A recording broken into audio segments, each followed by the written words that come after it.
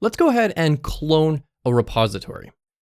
Really, all that means is we have a repository on GitHub, GitLab, or Bitbucket, and we want to copy the files to our computer. Now, again, there's three ways of doing this. We can download the zip, we can download it with Git using SSH, or download with Git using HTTPS. Now, I'm just on an example repo here called Wagtail. I'm part of the core team, so of course I'm going to use this as a demo. And all I want to do is click this clone or download button.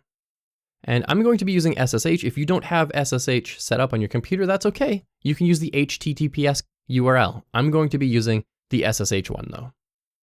So open up our terminal and we type git, because all of our git commands always start with git.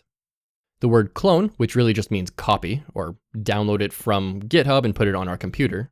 Paste that URL in here. And what this is going to do is create a new folder called whatever that repo was called. So this is going to create a new folder called Wagtail for me. And if I hit enter, this is just going to download all of Wagtail.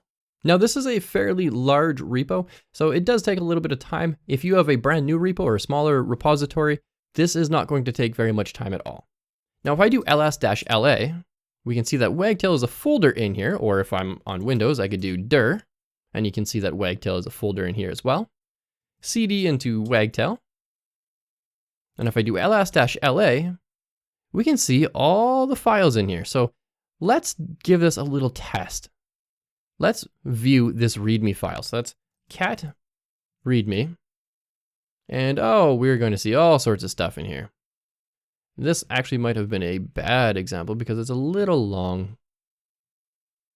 So I just scrolled up to the top here. And we can see there's an H1 in here. Wagtail is an open source content management system built on Django. Let's go ahead and see if that's exactly what it says on GitHub. Let's open up the README file, readme.md. We've got that H1 in there. Wagtail is an open source content management system built on Django. Looks like this is the right one.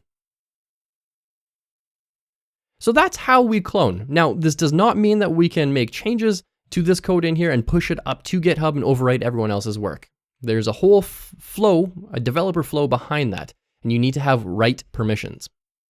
But for now, you really just needed to know what cloning was. Cloning is simply downloading this from GitHub, GitLab, or Bitbucket, and simply putting it on your computer.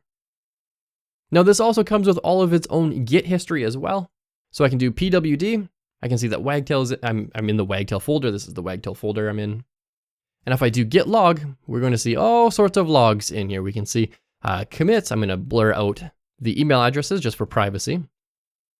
But you can see all these different commits. You can see what the commit message is. You can see who wrote anything. You get the entire Git history from whatever repository that you clone. So that's cloning pretty much in a nutshell. In the next lesson, we're going to create a brand new repository from scratch.